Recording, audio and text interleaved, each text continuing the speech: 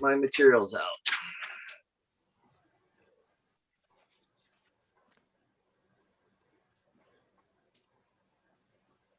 Good morning, everyone.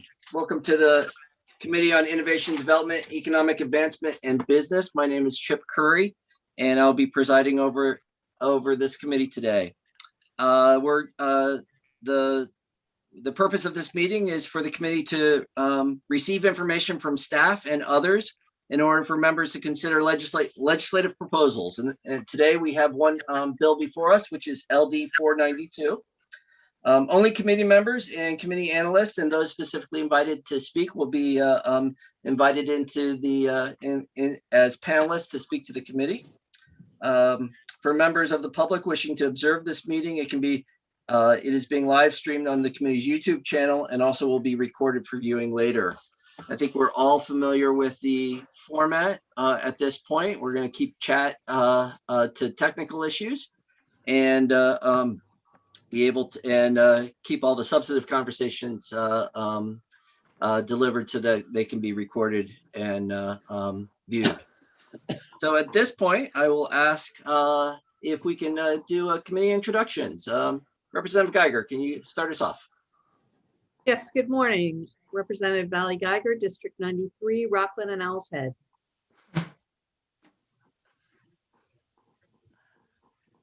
Good morning, everyone. I'm Sarah Pebworth. I represent House District 133 in the Blue Hill Peninsula. That includes Blue Hill, Brooksville, Brooklyn, Castine, Sedgwick, and Surrey. Good morning, everyone. My name is Amanda Collimore. I represent House District 106, Pittsfield, Clinton, and Detroit. Good morning. My name is Louis Lucchini. I represent most of Hancock County in the Senate. And good morning. I'm Senator Scott Searway. I represent District 16, which covers Waterville, Winslow, Benton, Albion, Clinton, and Unity Township. Good morning. I'm Representative Jack Ducharme, representing House District 111, which is Madison, Norridgewock, and Solon. Good morning, Maine. I'm Representative Sue Austin. I hail from Gray.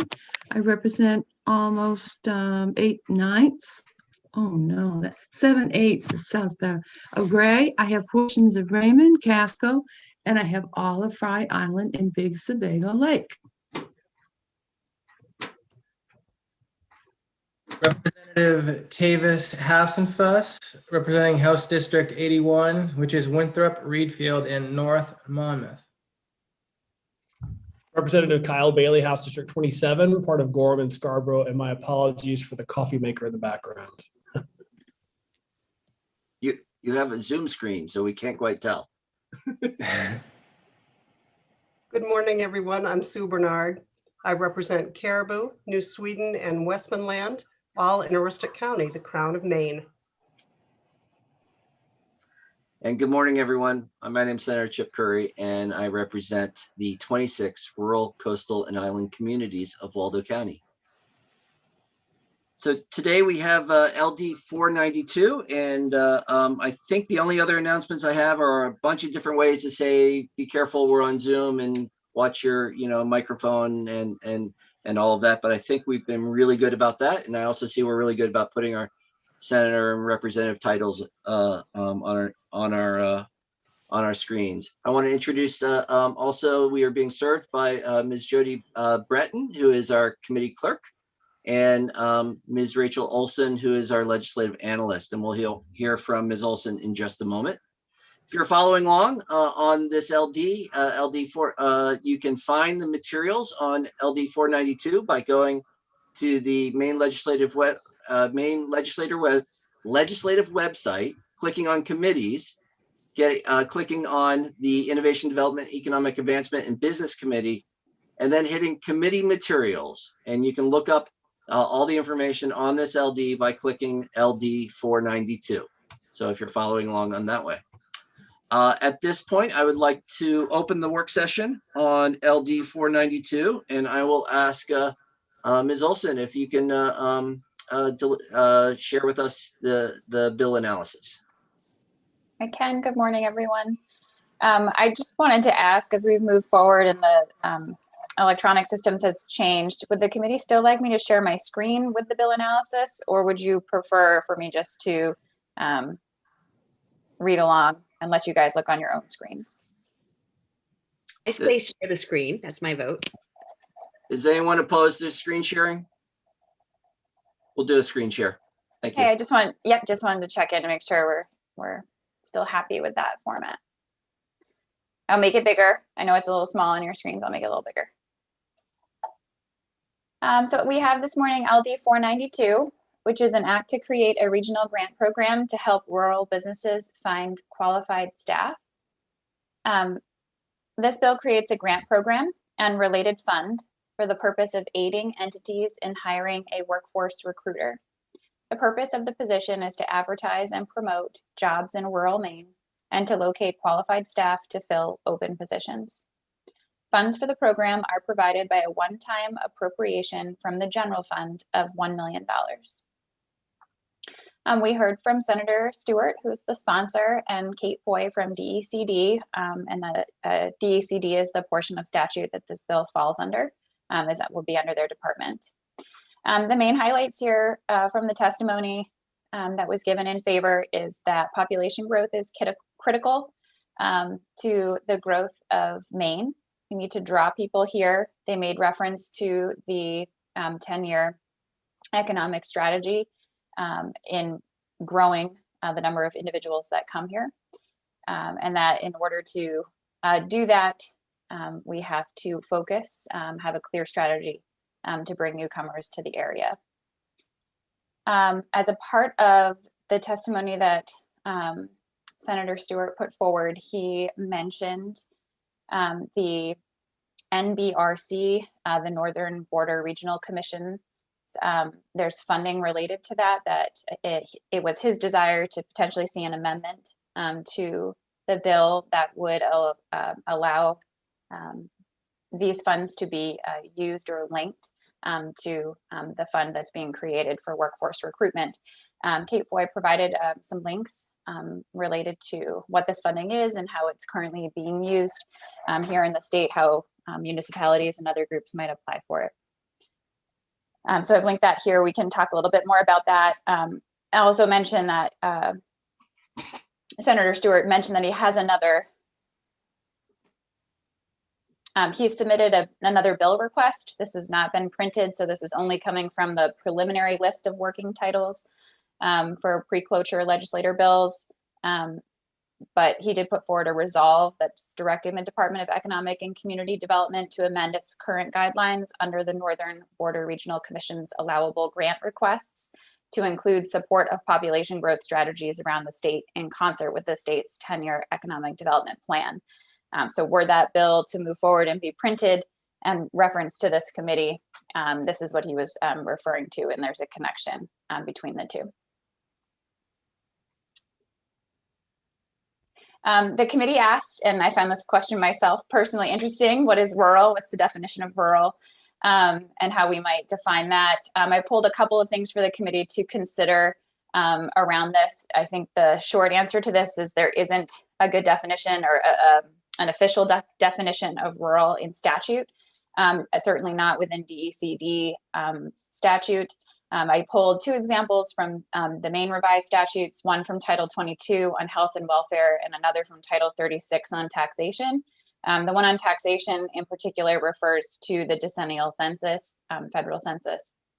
But I also pulled an economic research service report from the USDA that kind of looks at two different versions of how you might define rural. One related to this concept of metropolitan, which is really using this around 50,000 people within sort of an urban area. And then the Census Bureau, which again uses that 50,000, but theirs is more based on population density, which does not follow municipal boundaries. And I believe the question was asked of Senator Stewart and of Ms. Foy, and both of them suggested a county approach. And a couple of additional information, this 10-year development strategy was referenced during testimony. So I've included the report linked here, as well as the website that tracks the progress made towards the strategies and goals outlined within the report as well. Ms. Foy in her testimony put forward a number of recommendations that could be included in an amendment, which Senator Stewart indicated that he supported. And the fiscal impact for this has not been determined as of yet. Okay, and that brings me to the end of mine. I'm happy to answer questions the committee might have. Oh, I will mention, I did do a brief search into what other initiatives or groups might be working on this. I wasn't able to find definitive answers to that, although I believe some other members of the committee might have some familiarity with other groups or initiatives that are currently taking place that were discussed at the work session. I also looked into Amish in Maine. I do have information on that that I'm happy to share if the committee was still interested, but wasn't specifically related to the bill. With that. Question for the committee. Would the committee like to ask questions of Ms. Olson now, or would anyone like to ask questions of Ms. Olson now? Or would you like to wait till we review the proposed amendments that the department recommended? Would you like to include both? Representative Austin, you have a question. Would the committee, excuse me, would the committee agree that maybe we could hear a little bit about the Amish? I know that we did hear a little bit earlier. Would anybody want to hear it now to be considering just some of the maybe crossover in rurality before we get into a deeper conversation? Sure. Ms. Olson, would you mind sharing what you learned? Sure. A lot of this is, I would say, rather unofficial, given there isn't a lot of information on the internet coming from the Amish community themselves. In what I found, I believe there are 4 communities of Amish here in Maine, in Smyrna, Fort Fairfield, Whitefield, and Unity. They, from, again, unofficial reading that I've done in a couple of magazine articles, by and large, the recruitment comes from the communities themselves, more or less internally. I know the open spaces and the relatively cheap cost of land, particularly in northern Maine, had been in the last 20 years a driving factor for Amish to consider moving to Maine. And from all accounts, what Representative Barnard spoke about in the community is the general takeaway about the Amish's integration into the communities that they settle in. Somebody in the committee asked about taxes. From my understanding, Amish communities do pay taxes. That's income taxes, sales taxes, property taxes. There are exceptions in that the Amish, I believe, according to a congressional decision, federal congressional decision in the 60s, are exempt from Social Security and Medicare taxes, but they also don't receive any benefits from those programs. And that's all the information I did bring related to that.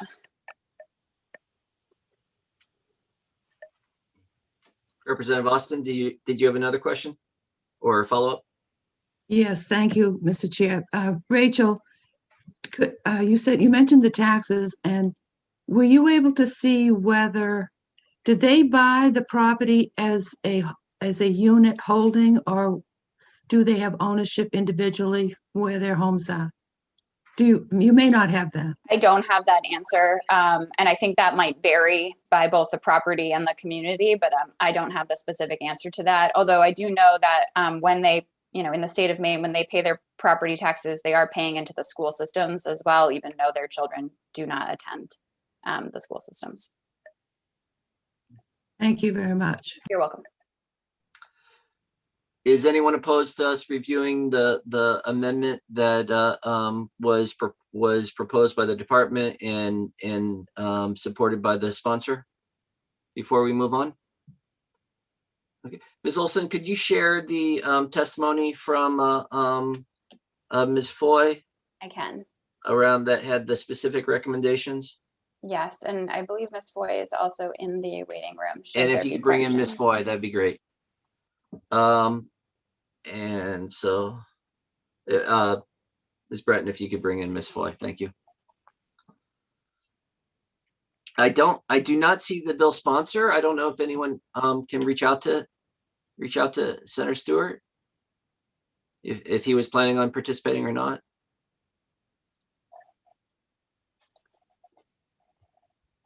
Always prefer to give the sponsor a moment. So with that, Ms. Foy, are you with us yet? I think I need Miss Olson to stop sharing the screen so I can get to the Oh, attendee okay. list, please. Yep, sure. Thank you. There we go. Yeah, no problem. Sorry. Yeah, once a screen share, that is the one drawback on a screen share. Everything moves.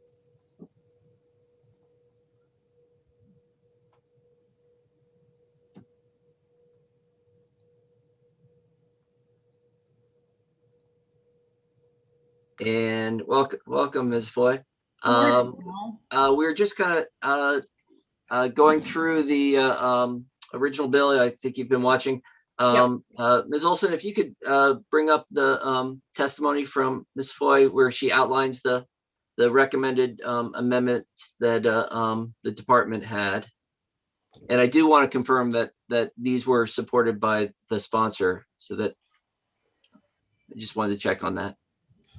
Would you mind, Ms. Foy, can you walk through what you were recommending?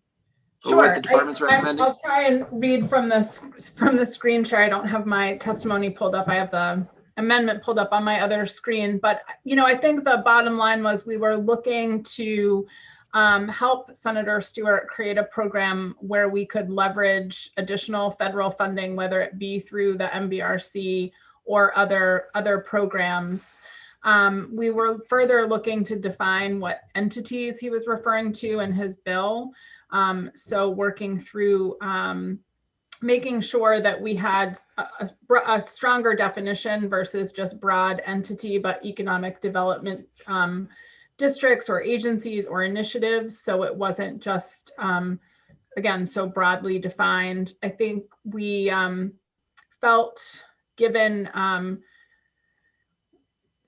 we wanted to focus on more than just Aroostook County and include some additional rural counties that are really having challenges with workforce recruitment and retention currently, and to better align with the strategic plan, wanted to include those additional counties. Okay. And oh, and I'm sorry. And I think the last thing is that we, part of the battle, I suppose is a great word to use, is recruiting workforce, but it's also retaining it. So once people get here, how do we create systems and infrastructure to make sure people stay? So we've seen an in-migration over the last year. We're all aware of people coming to Maine due to the COVID-19 pandemic and wanting to be in a more safe rural area, or what they envision to be a safer area. So how do we retain those that influx of population? So part of this, we wanted to also broaden it to not just be for recruitment purposes, but also programs that could help retain people once they got here. Great. Did I hear that you have a prepared amendment? I believe the analyst, I believe Rachel sent it out. I don't know if the whole committee has it, but I'm looking at it. Okay. She sent it late last night. Okay, great. Let's go with questions then, and then we'll if we wish to move to an amendment, we can. Senator, is it possible to unshare the screen so I could see everybody? Sure. Let's go back to unsharing. Thank you. And let's see, Representative Austin. Oh, are you hand raised from earlier? Thank you, Mr. Chair. Just a question to Ms. Foy. Can you give us just one example of what, in the confines of this language, what would be a support system to help other than loans? I mean, I'm not defining it. I'm just saying that's one thing that comes to my mind. But what else within the communities could be done, in your opinion? Do you mean for retention purposes? Yes. Yes. Yeah. Sorry. So I think oftentimes people sometimes can relocate to a state based on one spouse or one partner's position. Okay. We've seen great success in creating programs that support and help find employment for the other spouse or partner. So something along those lines goes a long way in retaining a family. When they come to Maine, we've seen great success in other programs. So sort of the a trailing spouse program, which I hate to use that, but that Shirt tails, shirt right, tails. yeah. But oftentimes, if you can create a situation where the spouse that didn't come here for a career change, there's a support system for them to help find work or integrate them into the community, we see greater success in putting down roots and staying in the community. Just so that you can be thinking, I was digging down probably a little bit too deep, but I was thinking about the actual communities within which they may settle and some of the things that might happen there. And I'd be interested in hearing if anybody has any suggestions along that line, because sometimes the closest to home where they settle is the nourishment that really gives them that extra oomph to stay in place. So just some thoughts for our committee. Thank you. I think this program also would provide the flexibility for communities to decide what works best for them and their individual communities. I think though, that differs from town to town or county to county. So this provides flexibility for the communities themselves, the organizations, whatever economic development entities that they have in their own communities to figure out what works specifically for them. Representative Pebworth. Thank you, Mr. Chair. Thank you, Ms. Foy, for being with us again today. I apologize. I'm looking at your testimony and I have a lot of questions, and I don't know if it's more efficient to ask questions now or to look, to have an amendment in front of us to be responding to. So that's my first question, maybe more to Senator Curry. Is anyone opposed to us seeing the actual amendment that has been, and then going with questions first? Can I see a shake of heads? Is anyone opposed? Why don't we, if there's, Ms. Olson, is there a proposed amendment or that you're authorized to share, or is there what's our situation? I do have some language drafted based on these notes. I did get an email late last night that said it was Senator Stewart's intention to put it before the committee. I was hoping that he would be here in order to sort of authorize that. But yes, I do have language. Okay. I have just called Senator Stewart and sent him an invite. So I'm expecting to see him in the attendee room at any point in time. While you're sharing language, though, I won't be able to see the attendee room. So let's go. I don't want to put our analyst in an awkward situation. It sounds like she's not 100% in terms of permission to share yet. And I know that role, it matters. So can we ask the questions now? And then we'll circle back if hopefully we'll get Senator Stewart here. Great. I'm just going to toss out sort of 3 questions and Sure. Discuss as is helpful. So we've gone from Aroostook County to you suggesting what I think are considered rim counties to the Northern Border Regional Commission, which has yet more counties. And since I'm from Hancock County, as is Senator Lucchini, I of course liked NBRC, including Hancock County. So the region, your reasoning for limiting it to the rim counties would be helpful.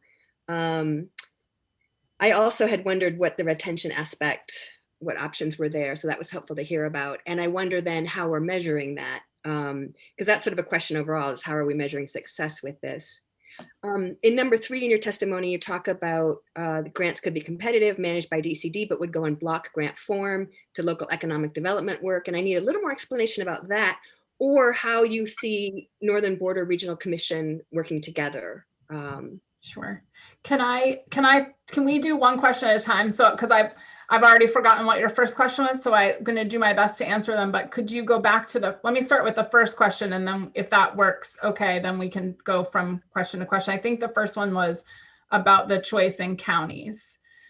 First, I want to start with saying that this legislation is not meant to require that MBRC be the matching funds for this work. We can't require that. The Northern Border Regional Commission is a federal grant program that the governors from each state are a voting member, and it's the governor or their designee. So right now, the designee as the voting member is Commissioner Johnson. The reason we brought up the Northern Border Regional Commission is it's one option for matching funds.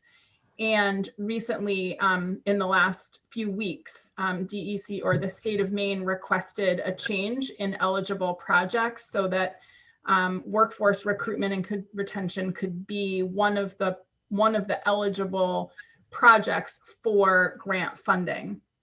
And there's some specific language around projects that directly align with Maine's 10-year strategic plan being eligible for funding. So I want to sort of clarify that that MBRC is just one of the potential options of ways that communities could get matching grant funds.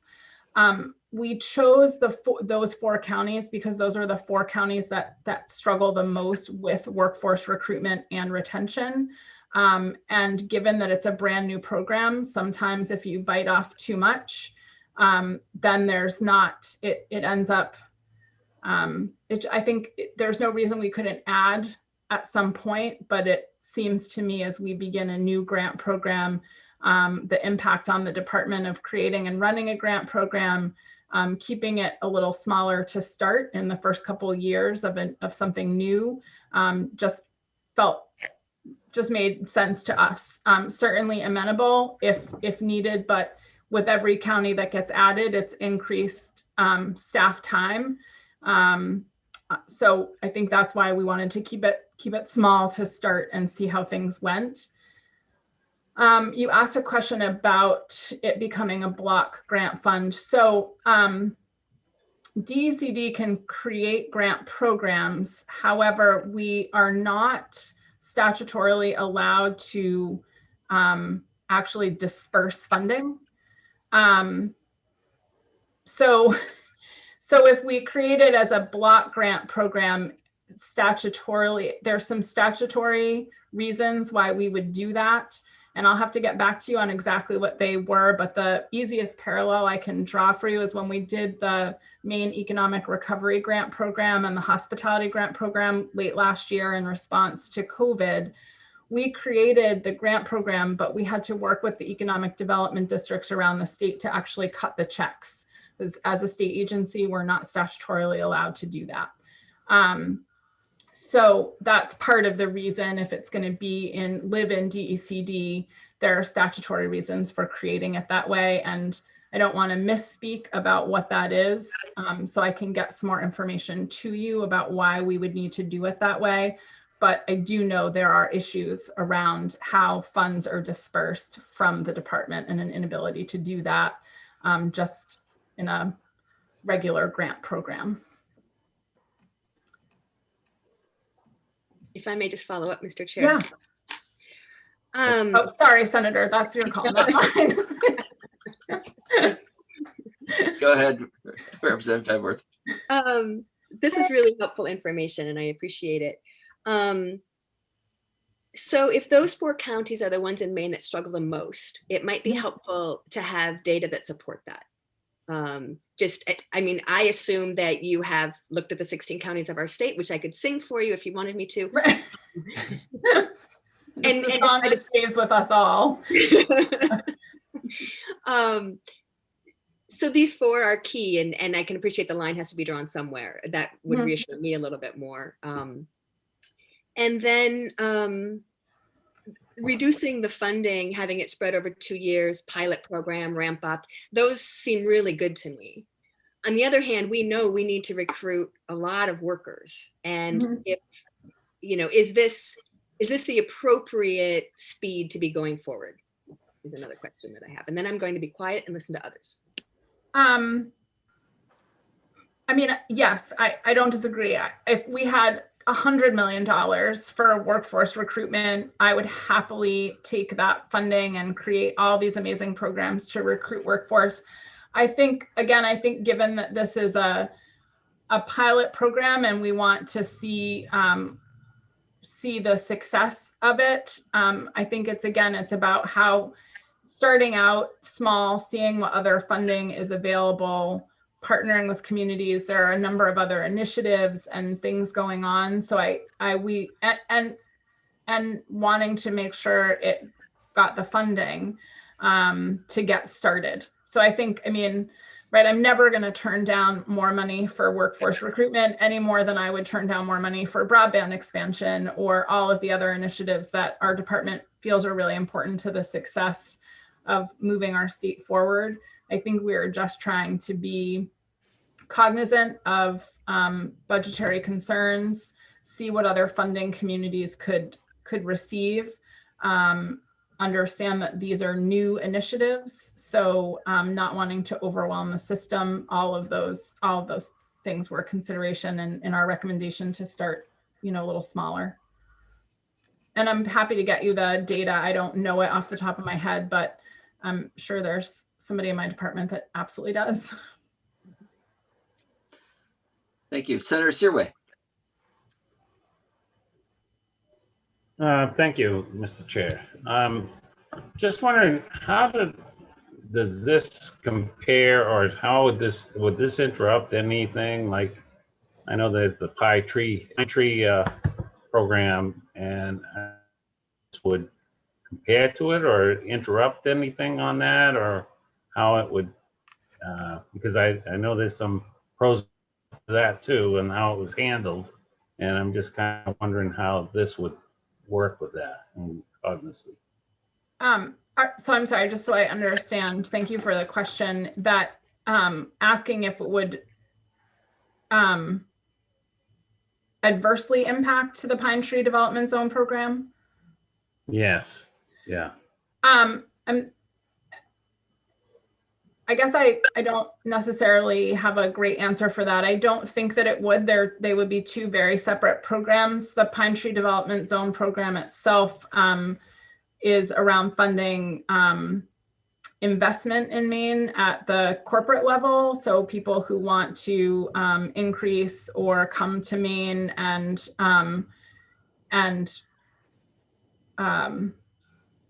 this particular bill would be more about workforce retention versus doing a capital project or capital investment. It potentially would have more impact on a ETIF, but only good for it would be a positive impact for companies and for Maine because it would require more hiring of people. Certainly, it would just put more money out there that we'd have to put out. That's the question, whether we get that funding or not, right? You mean the impact, the changing the program, having a $20,000 state investment, do you mean? Yeah. For this program? Yeah. Yeah, that's, or I'm sorry, 200,000, not 20,000. Yeah, sorry, just an extra zero. Yeah. Yes, we'd be looking for the state to invest. The program itself would be 200,000 the first year and 300,000 the second year, so that communities could leverage a drawdown on any sort of federal funds, federal programming, other grant programs that are out there. Oftentimes, when communities are looking for funding for these kinds of projects and look for federal, they need to have a starting point. So this would support sort of those funds that they could leverage to pull down other funds. Ms. Foy, just so I'm clear on this, the Pine Tree Development Zones are in our toolbox for attracting companies, and Right. They would directly have the benefit, where this program will be funding an economic development entity and as a as a recruitment attraction for, not for companies, but for employees. Correct. Yes, I'm correct. thinking of the work that Representative Bernard's organization did, as she described at the public hearing of, I think, going down to Florida. Was that correct? Or in reaching out to folks who had been impacted by natural disaster and recruiting, to Correct. make a life. Yeah, two really separate programs that, yes. Representative Bailey. Thank you, Mr. Chair. I guess just following up on Representative Pebworth's questions around where do you draw the line? Who do you include? Who do you not include?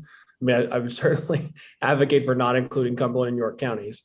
But I'm just trying to think about, if this is sort of a rim county program, if that's where we want to go, that certainly makes a lot of sense.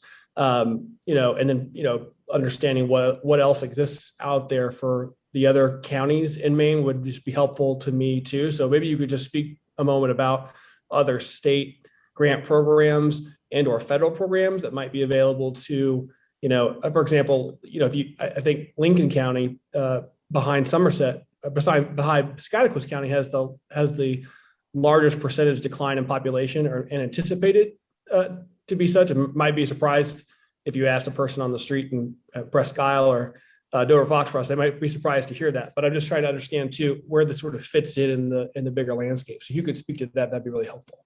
Sure. Again, I think this is, as we look at creating new programs, I always want to be careful about making something so big that it requires more funding or more oversight.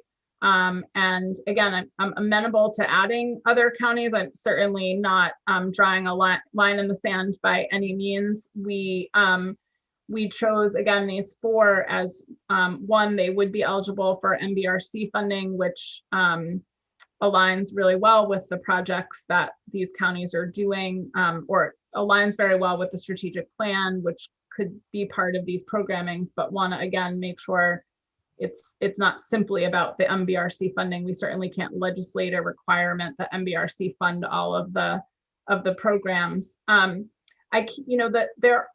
state doesn't have a lot of grant programs at the state level. There's just not the funding to do that at the state level. I don't know if there are federal programs specifically for other counties in Maine. This was an effort to start a whole new program.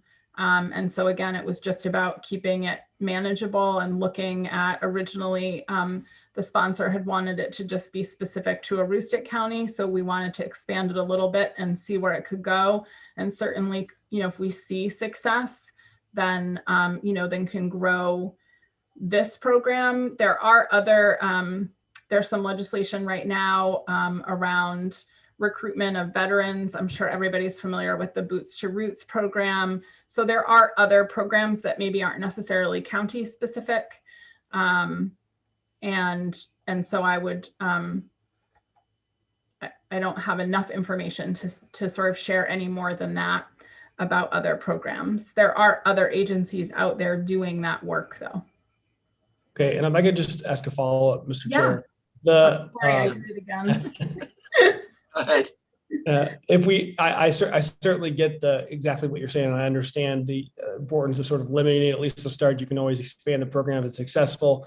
But if we are looking at the sort of rim counties, I wish Representative Anders was here this morning, but if I look at sort of the population trends, it looks like Oxford County is also, it actually is a percentage of population, maybe larger percentage decline than even Aroostook County over the next decade. So just wondering if we should consider including Oxford in there, but.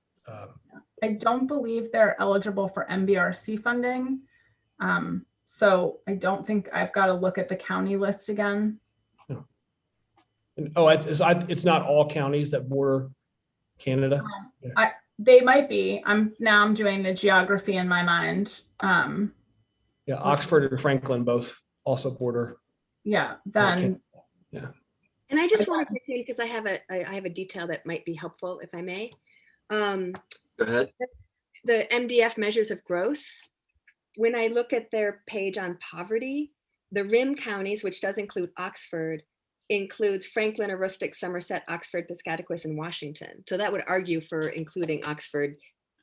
I mean, that's a poverty level. That's not the same thing as employment or anything else, but that's just a measure that I happen to have on my desk.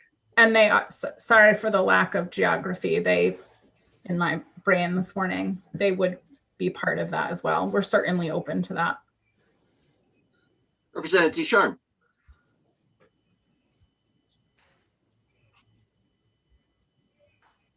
Good morning. Thank you for taking my question. I'm just trying to understand these funds are going to be funneled through Northern Border Regional Commission. Yes or no? No. So, do you want me to, I'm sorry, Representative. Yes, go ahead. Okay. Please, go ahead. So Northern Border Regional Commission is a federal grant program that was created by the federal government a number of years ago, I think around 2009. And it is a grant program that is for Maine, New Hampshire, New York, and Vermont. And the governor of each of those states is a voting member of that commission. So a governor or their designee. So it's Commissioner Johnson is the designee. There are certain things that are eligible for these grants, and the counties that are eligible to apply for these grants are need Canada. Mm-hmm. The reason that Northern Border Regional Commission plays into this particular piece of legislation is that most recently the state requested that any projects that these counties were doing that related to the strategic plan or workforce development, recruitment, retention be eligible for MBRC grant money, and that the MBRC voted on that and did allow for those programs. So this is a new programs that are now eligible for MBRC funding. So a lot of times it was around infrastructure, broadband, those kinds of things. So Senator Stewart, when has another bill that is about to be printed, it's a resolve asking the state to do what we already did, which is fine. That's great. It means we're all thinking along the same lines. And so that's why we have talked about MBRC funding as a possibility for matching grants. So the state investment would be $500,000 divided over those 2 years, $200,000 for the first year, $300,000 for the second year. These entities would apply for grants from the state and would need to also then have federal funding to leverage, that could be leveraged with these state funds to create a broader pool of money for their communities to do this work around recruitment and retention. Does that make sense? That clarifies to a certain extent. The other thing that I struggle with as we sit here and look at various bills for various boards and commissions and so forth, I can see on my computer screen here, I'm just looking at the development agencies that are tasked with bringing business or bringing jobs to these areas. And it just seems like that there are so many different agencies that the infrastructure alone just to manage these agencies is crazy. And yet we want to layer on another program. It would seem like maybe one of these other, economic development corporations or Loring Authority or Bangor Region Development Alliance or Aroostook Partnership for Progress or something like that, it would make a whole lot of sense to just say, these are the, you guys got to take on this workforce thing too, in addition to, because it doesn't make any sense for these folks to be recruiting for businesses to come to town when they don't have anybody to put in the seats in the business. So I'm just concerned that we're creating all of these little micro programs that happen here, and they're all happening in a vacuum, and everybody's intentions are wonderful, but why don't we just pool all the money together and say, look, we're kind of let's have one administrative thing and let's get it all done across the state. And at that point, then, it doesn't matter if you're in Oxford County or if you're in Hancock County or whatever, let's just get it done, because we need to do this for the people of Maine, regardless of what county they live in.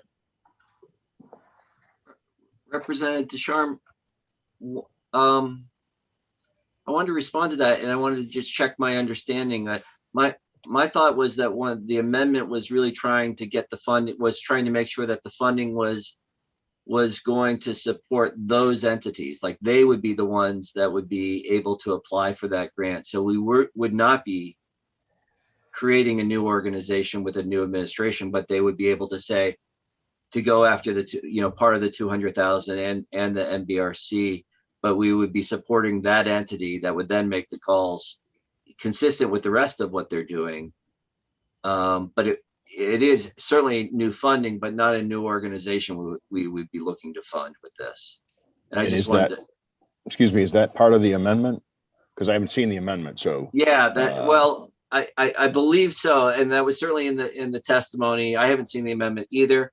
And so I want to check it. Why don't we check in with Ms. Olson to see if she has gotten permission to share the amendment that she's developed. And if so, we're kind of at a sticking point. If not, I did. I just got permission to share it. So just came in by email. Let's go in there. Let's follow that track then. Good deal. Okay. Okay. Screen share.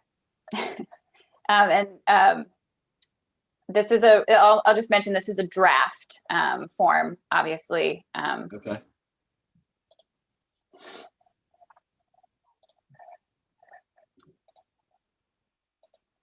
There you go.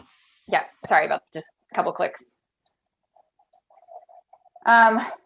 Okay, walk you through it a little bit. This is really addressing the points. I was asked to address the points that were raised in Ms. Foy's testimony. So there aren't a lot of details around this idea of a block grant. I know you guys had some questions about that. I'll have to look deeper into what Ms. Foy brought up about the sort of statutory restrictions on distributing funds and what that means for a block grant. But sort of turn the program here, added the word retention to bring the scope of the work into those two areas, not just recruitment, but retention as well. And have made it into this block grant program. Further define this word entities to use the term local economic development initiatives and agencies.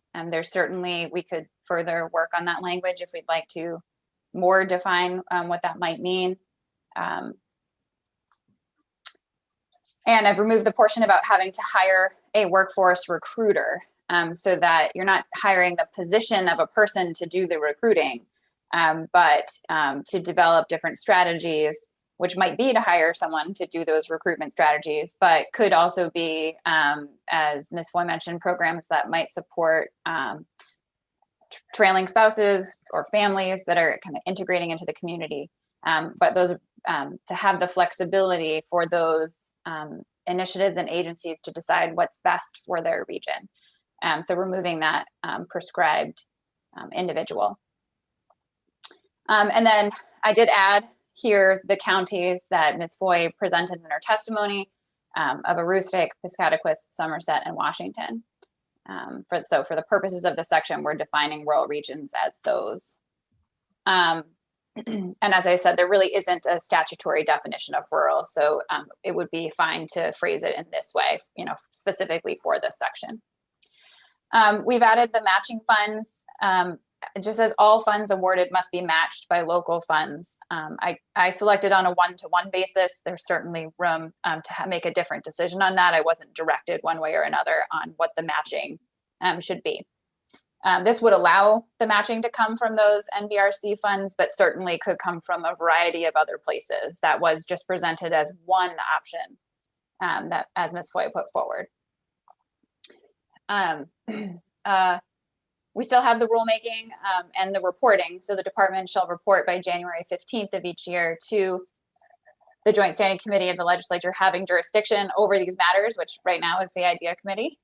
although we know ideas changed a couple of times, so we don't put it in statute by its title.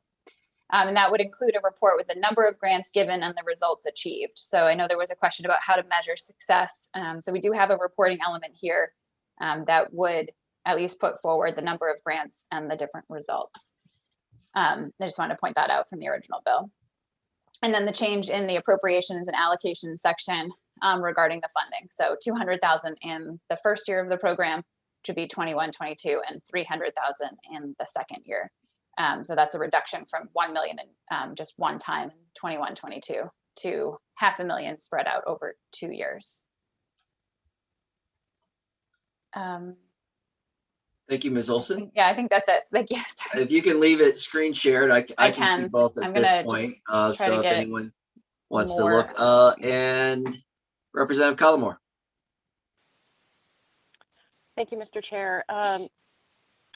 I do have a question about when we're talking about it being controlled by local economic development initiatives and agencies, who establishes those, and then how are who goes and appoints the people who are the members to these initiatives and agencies?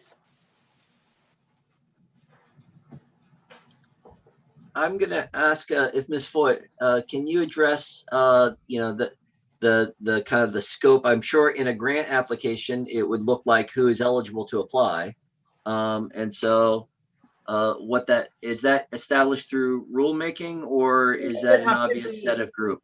I think some of them I think are obvious sets of groups. So the 7 economic development districts in those are already established. There are some specific initiatives around economic development in different counties, but that would probably need to be established in rulemaking. I would hate to see it go in statute because that could change over time and would require legislation. So it would be something that we would do through a rulemaking process about what you would need to do in order to be eligible for a grant. I'm sure there are lots of rules and regulations around who's eligible for grants. So it couldn't just be a person who decided to hang a sign on their door and say, oh, we're going to do this initiative now, so we're eligible for this grant. So I think some of them are very obvious organizations. Aroostook Partnerships is one I'm familiar with.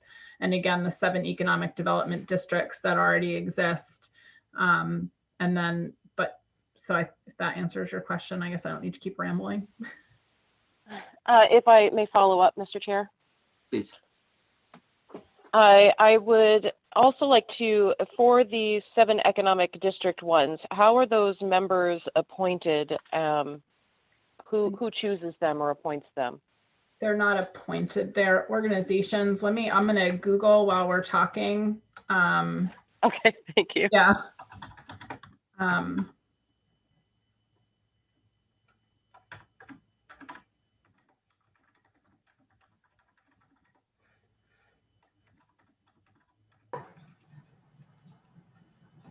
Senator, if I may. Mm-hmm. Yes. I wanted to remind the committee, we've had some presentations of groups that are working on some of these recruitment and retention programs that are not they're not run by the government, like Live and Work that presented here, for example. They have that Boomerang program to get people to return to the state. I'm not sure if those are programs that Senator Stewart and Ms. Foy are envisioning, but we've had some groups that are working on that present to the committee that might give some context to the types of entities that may be included here. And to answer I guess that's what I'm looking for. I'm sorry. I was just going to say, I guess that's what I'm looking for, is to clarify which entities would actually fall under that umbrella, so that, people would need to know who to go to, of course. Right. And the economic development districts are, I was just looking to see if they're appointed but it's done through the Economic Development Administration at the federal level. So there's 7 districts. There's one in Androscoggin, the Aroostook, Washington, Eastern Maine, Kennebec Valley, Mid-Coast Council, Greater Portland Council, and Southern Maine Regional Planning Commission. So, and I think someone just put something in the chat with the link of where you can find those 7 districts. But that's specifically who we worked with the Maine Economic Recovery Grants and the hospitality grant program.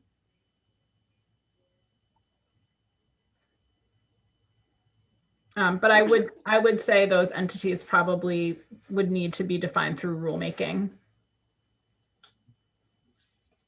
Representative Geiger.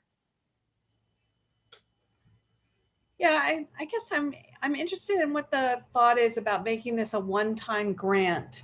It's pretty clear that almost all the counties, with the exception of Cumberland and York, are looking at either stagnation or decline in population over the next 10 years. This is not something that will be reversed in a year or two. So I'm just not clear what a one-time funding for 2 years or 4 years, 2 budget cycles is going to do to really change things. It seems like it will be a tremendous effort to get it up off the ground, and then we'll start closing it down. So I'm trying to understand. I totally get the need. I'm just not seeing how a one-time splash of money changes things over time. And I don't know who best should answer that. Well, Representative Geiger, my sense is we're starting to get out of questions and into like advocacy and consideration. If you have a question, if you want that to be a question, I'm happy to. It is a question. I'd like to know why one-time funding versus ongoing. Does anyone have a response to that? I guess I would just say that the pilot programs often start out as one-time funding to see if there's, a success in the program, and certainly would be open to whatever the legislature or the committee is inclined to do. But given that it's a brand new program, I can't speak for the sponsor, but that would be my assumption, is that, we're trying something new. And once it's created, the funding line will be in the budget. It would be up to the legislature whether they wanted to continue to fund that program or not. So once it will be there to refund in the future, should the legislature decide or choose to do that. Thank you. Senator Searway, did you have another question?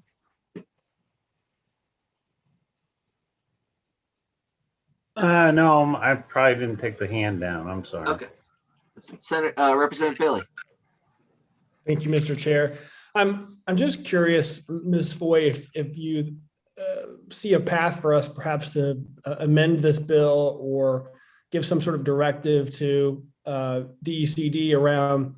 I guess my concern is I would hate that the $500,000 sits on the table and the organizations gobble up as a way to keep the lights on and pay existing salary staff versus for a specific projects and deliverables with outcomes that are intended to meet these goals. Your thoughts and feedback on that? Is that something we could just get directed to the agency to develop in rulemaking, that this isn't just for keeping the lights on and paying existing staff? It's actually these funds need to be utilized for specific ends, which is to go out and try to recruit people and keep them there. And how do you go about doing that? Thank you. I would most likely defer to the sponsor, but what I would say is the department would certainly be amenable to that. I think the intent of the sponsor was to create programming for retention, recruitment and retention, not to create a grant program to help keep these organizations viable.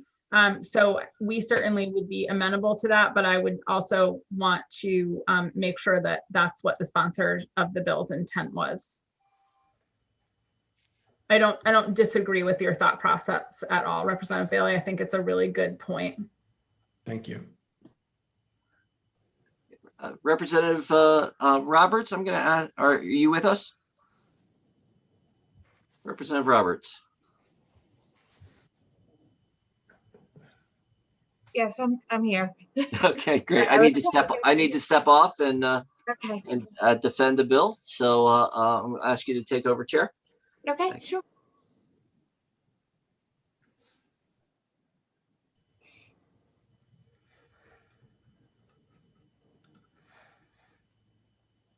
Okay, where were we? Sorry, I was getting my fire started again in my office. It was getting cold in here. Representative Collmore, yeah? Okay. Yes, thank you, Representative Roberts.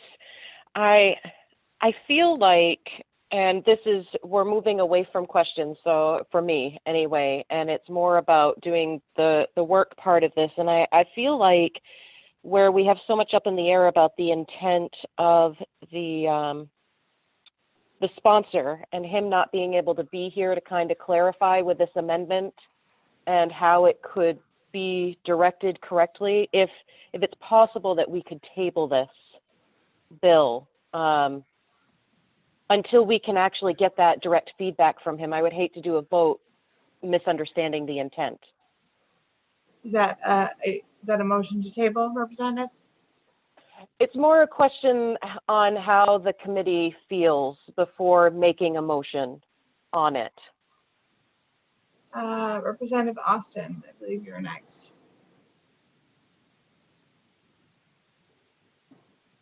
Thank you, Madam Chair. I'm not sure this is going to help that debate. There was a question asked by Senator Seaway about the pine tree, and Kate is right here somewhere, I assume.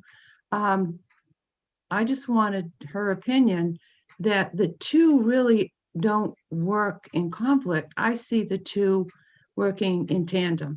In other words, we're working to try to bring substantive investment opportunities and resources, job openings to the area. And then this is another tool to get the staff and all the needs met by that new thing. I think they work sort of parallel to each other. And I don't know if that would help Senator Seaway, but maybe Kate, you could just address that or defend it or change it or debate me. Am I on the right path? I would never debate you. Oh, come on.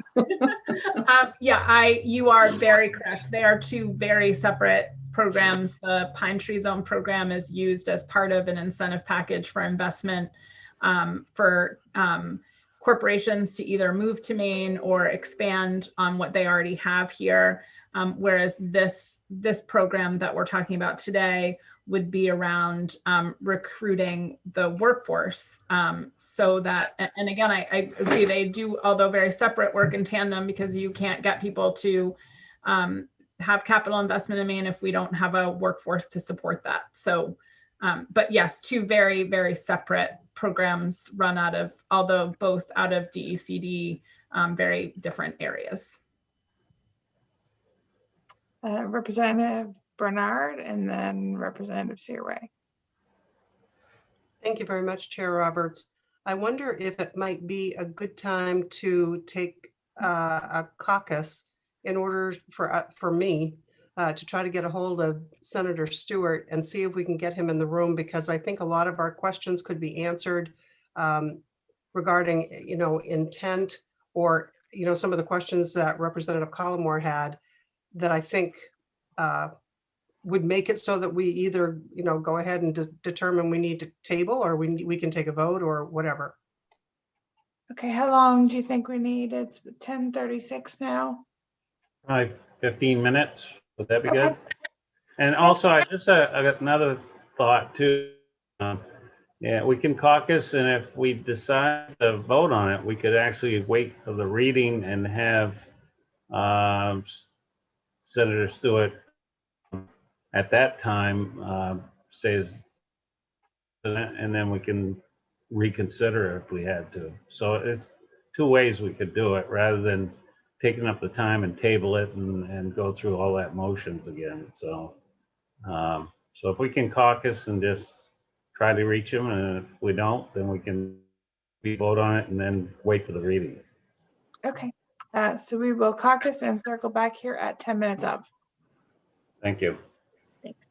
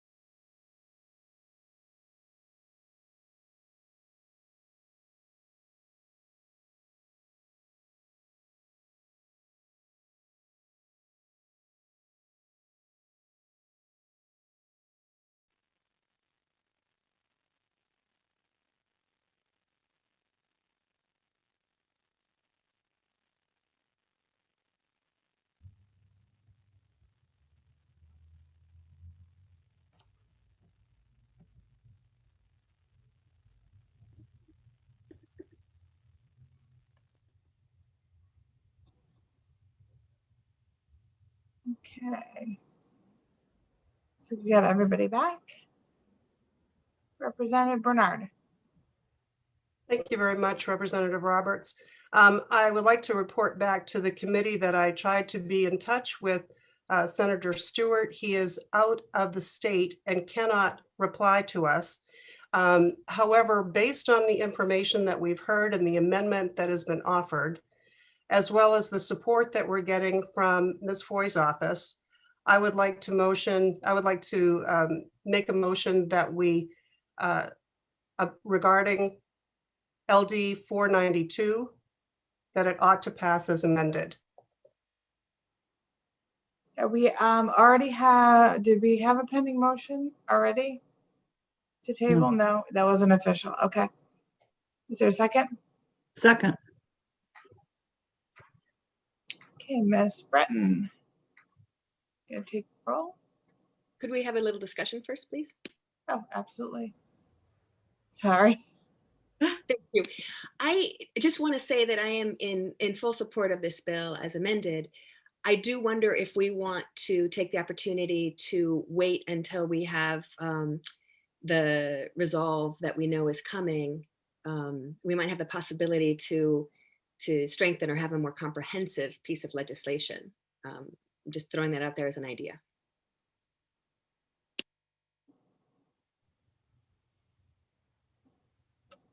Tavis. I too support this bill. I just think we can make the bill better if we group it together with other bills in the same category, and that's why I would support tabling it as well. Representative Bailey. Yeah, I think I'm in the same place. I mean, I'm a co-sponsor of this bill because I think it's a great idea.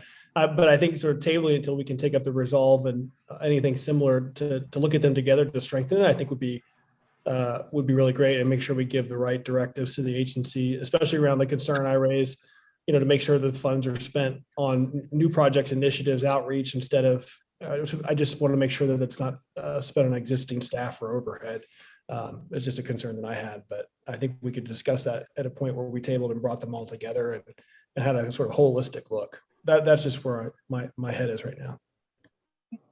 Senator Searway, did you have your hand up? Yes, I don't think we'd have a problem with if there was a plan on how we're going to get all this information answered and all that. If we want to, we could go along with amending that to what presently is, have a reading, and if you wanted to put those suggestions in right then, we could do that as well. So maybe that might be the way to go, is just get it amended, and then we can, when we get back for the reading, we can, if there's any added things that you think might enhance it, then I don't think there'd be any objection on that part.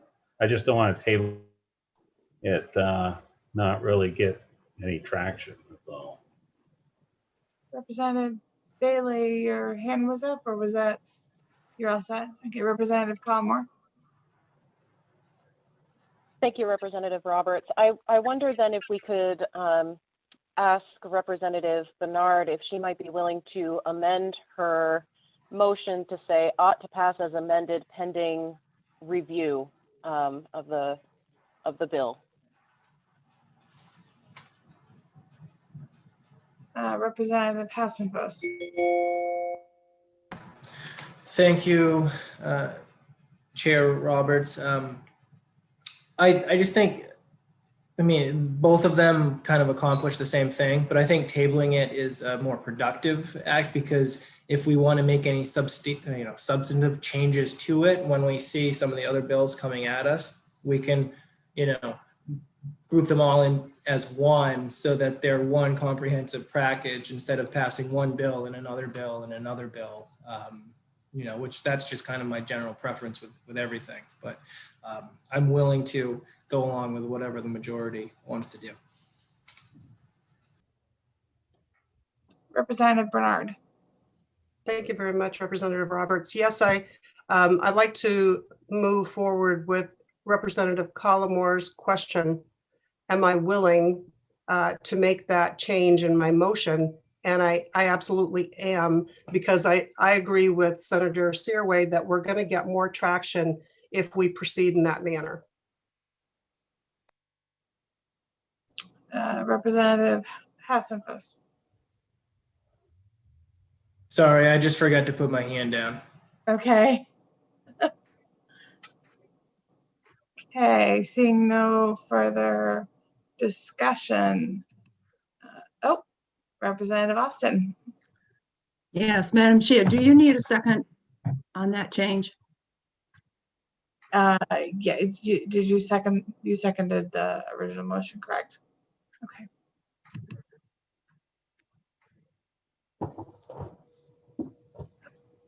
I saw I saw a hand, and then okay, Representative Hepworth.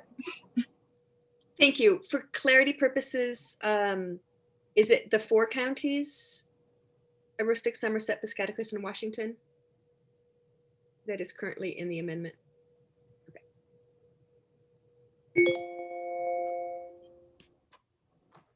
Okay. Seeing no further. Oh, Representative Hassenfuss. Sorry, thank you. That reminded me. I don't think it would be a bad idea to include Oxford in that as well. And Representative Andrews is not here to to discuss that, but I'm just wondering if we ought to amend it to include more counties. Representative Bailey. I don't disagree with Representative Hassenfuss, and I would just add that I don't think then you'd have to add Franklin too, because then you're including every rim county except Franklin. But if we wanted to go in that direction, I'd be supportive of that as well. Representative Bernard. Thanks very much. And I appreciate what you're saying about adding more counties, and I do appreciate that. However, I don't want the purpose of the bill to be watered down too much, because I'm afraid that you could have other, and purposely and honestly, you could have other counties that will say, but we have this problem going on and we have that problem going on. And I think what the department wants to do is to keep it fairly small. You don't want to have 25 grant applications, maybe there will be, but it's probably easier to deal with 10 applications for this grant money as opposed to 30. And that would probably be the reason to do this. I think it can grow, as we said before. Let's start with something smaller and let it grow from there. So many counties in the state of Maine could use this kind of program, but let's walk before we can run. I would just like to add that I am in agreement with some of my colleagues here, in that it seems like the amendment as it is isn't fully flushed out, and tabling it until we hear other bills that are similar, so that we can put them side by side. Language review would be more just a technical, changes rather than substantive, as Senator Searway had suggested. So I don't think I would support this ought to pass as amended at this point. I do think it has some potential in that we can work towards this, but we do have other bills that are similar that I think that we need to compare. Representative Austin. Thank you, Madam Chair. A point of, I guess I would call it a little bit of history on the very other vehicle we talked about that can work in tandem. And Ms. Foy is here, so she can back me up, or maybe she really will want to debate me this time. But in the early years of the Pine Tree Zones, it was designated for a special portion of Northern Maine, because that was at the time identified as the very, I guess you would consider it the most hurting portion of the state in terms of jobs and, again, growth in corporate business expansion. So, and that was carried on that way for a number of years. And it has only been, let's see, I think it's been in the last, I don't know if it's been the last 4 years, it could be 6, Kate will help me, but we did expand that. So I'm just offering that as an example of how many of the things have been started as a trial, a pilot program, and eventually with the evidence of success and or just a needed redirection of assets, it has been addressed too. And so it has changed over time. Doesn't mean that it can't. It means we always have, there's no way to hold one legislative body into eternity. The next legislative body always can make corrective adjustments and or changes to anything that has been set in place. So I just offer that as just a little nugget that, Kate, I want to hear from you now. I'm not going to debate you, Representative. Someday soon, maybe I can give you a big hug, but I'm not going to debate you. Thank you. You are correct. When the Pine Tree Zone program started back in the Baldacci administration, there were it was created for specific areas of the state that needed investment at the time. So correct, and I don't know if I'm out of line, but just want to caution, it is a $200,000 allocation. So expanding it to too many counties at once could deplete the resources rather quickly and make the program itself potentially less impactful. So just a point to consider as you think about that piece. Representative Geiger, did you have your hand up? Are you all set? I am. Thank you. Representative Bailey. Yes, thank you. Madam Chair, can you just explain, because I'm a newbie, the amendment on the table to allow us to look at this bill again for the around the language review, what that actually means in terms of our ability to make substantive changes to the proposed bill? Thank you. So I believe the motion on the table is ought to pass as amended, pending language review. I believe Ms. Olson can probably define for us what the language review is able to constitute. So if the committee was to vote ought to pass as amended, I think pending language review, I'm not sure how official necessarily that is, but I would bring it back for language review. And at that point, just like if I brought back a fiscal note or anything like that, the committee, an individual who voted in favor of the majority report could motion to have the bill as amended reconsidered. The committee would vote on it to reconsider it. And if the committee voted to reconsider it, then it would open it back up and any other changes could be made at that time. And then another motion to vote on the changes would be made and sort of go back through the process or the cycle as originally. So that's similar to what we did with the FAME bill, Representative Yes. Bailey.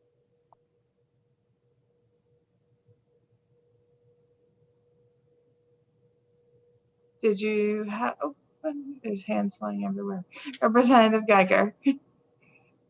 I was just going to say, given the flexibility we have based on what Ms. Olson said about going back, I'm happy to join my Republican colleagues, several of whom are from those room counties, and vote to pass now and then come back and change the bill as we need to when we come back. Perhaps we could include it when we do the work session on a couple of similar ones, including this resolution also being sponsored by Senator Stewart.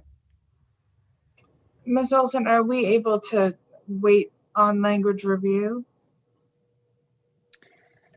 Yes, you are certainly able to wait on language review. It will take a little bit of time for my office to process it and then have it back to you. And of course, if there's anything in particular you wanted me to bring back related to it as well. And then it's at the chair's discretion how we schedule the remaining portions. I don't know when bills are going to be printed, so I can't give us any idea of potentially when or if that LR will come out or others, but yeah, it will be at the chair's discretion about when we could reschedule it. Representative Hassenfuss.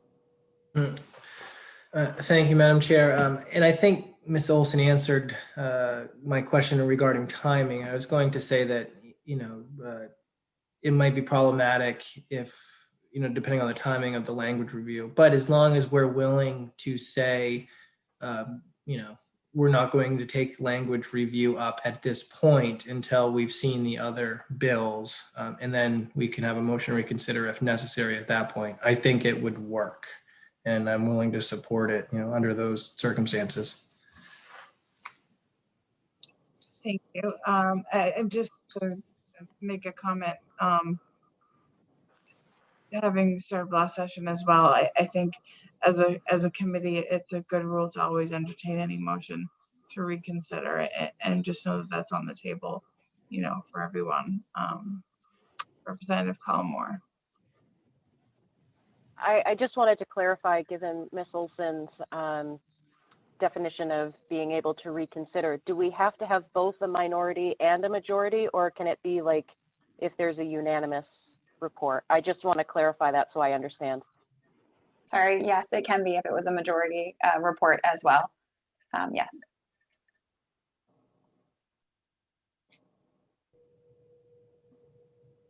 Representative Pepworth. I would call the question.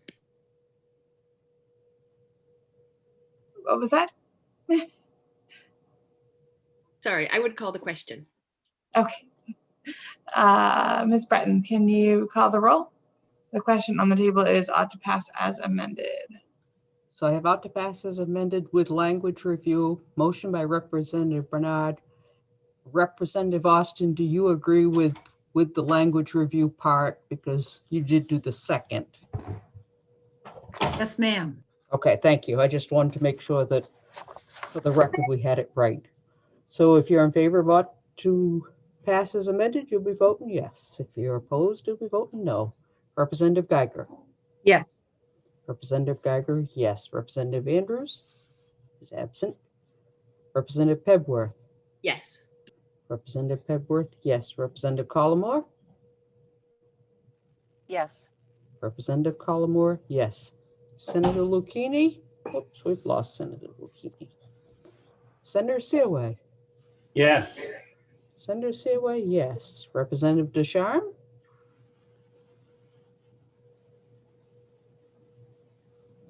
Yes. Representative Deschamps, yes. Representative Austin. Yes. Representative Austin, yes. Representative Hassenfuss. Yes. Representative Hassenfuss, yes. Representative Bailey. Yes. Representative Bailey, yes. Representative Bernard. Yes. Representative Bernard, yes. Representative Roberts. Yes. Representative Roberts, yes. Senator Curry is absent. So it's 10 in the affirmative, 3 absent.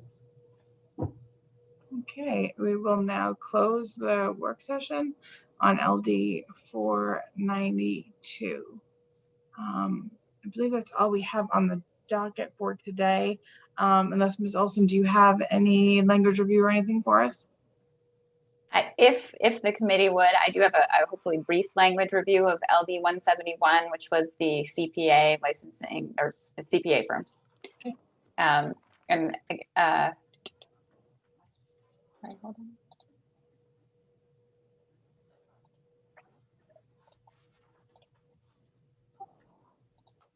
on. So this is LD 171, which the committee voted to pass as amended. I believe it was unanimous. And this was with the amendment that Representative Millett put forward. And the amendment, what changed about it was mostly formatting as it related to the bill. And by mostly, I mean, the only thing that changed was formatting.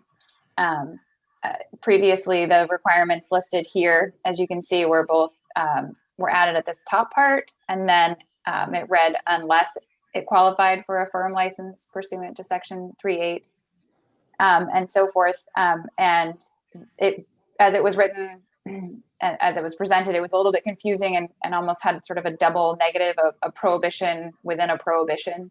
And so it's just reformatted to, it actually mirrors the same format as paragraph B. So although this one's about paragraphs A, C, and D within section 2201, paragraph 3A, and this one was about the same portion, but paragraphs B and F. So it's really just about formatting, and I'm bringing back to share with you.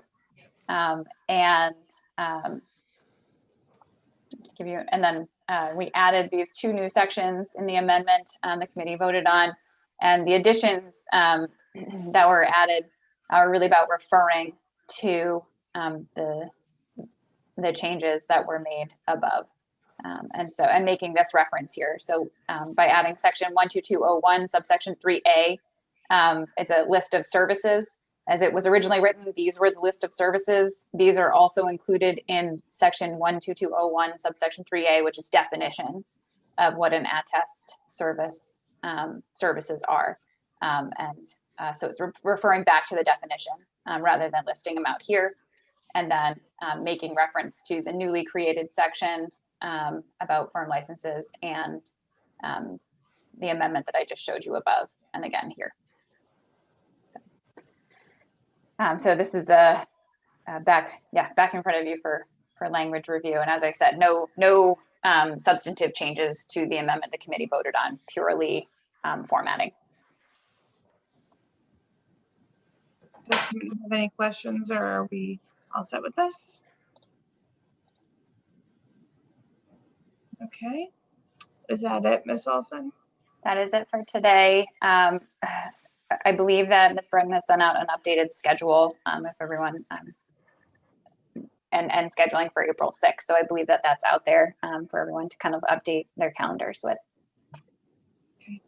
Yes, and there will be a new Zoom link coming because of the move from March 30th. In order for the testimony to move with it, they have reestablished a Zoom link. So I'll be sending that out as well. Okay. And of course, committee members automatically get the new one because I'll import you automatically. Representative Austin? You're on mute. Thank you, Madam Chair. One question before we close. Is this an appropriate time? Sure. And is it all right if I ask about our future schedule? The schedule has been Considerations, I guess. We are going to do the best we can to keep with the schedule we're on. May mean some longer days, and we'll reevaluate it in a couple of weeks and see if we need to add extra and see how we can work through things. Well, I just want to share that I really appreciated getting the opportunity to have input, and at the time there really wasn't a square to mark this thought, but I'll share it and you don't even have to respond. I'm assuming you'll just sort of keep it in your bonnet, under your bonnet, and maybe it can be worked in. But my thought was if we could in any way make the existing scheduled days we have a little heavier rather than expanding our week. I mean, I can't speak for our great new group, but I think that is one worthy consideration. Thank you. Absolutely, absolutely. And that has been considered going forward. Some of it has been trying to group like bills together as they're coming in more and kind of pushing things off to put them with other ones that are similar. So as you know, things are not coming out the same way they normally do. So they don't always come out the way they go in. Is that what you're trying to say? Thank you. Representative Collmore. I just wanted to second what Representative Austin said. It would be very difficult on me and my work schedule to add an additional day where I'm still trying to work 40 hours a week in addition to doing these 2 days. I can tell work, don't schedule things on Tuesdays and Thursdays, but to try to accommodate for a third day would be very difficult. So thank you for keeping that consideration. Okay, no more hands up. I will entertain a motion to adjourn. Senator Seaway, do we have a second? Representative Ducharme. Okay, we are adjourned. Have a great afternoon, everyone.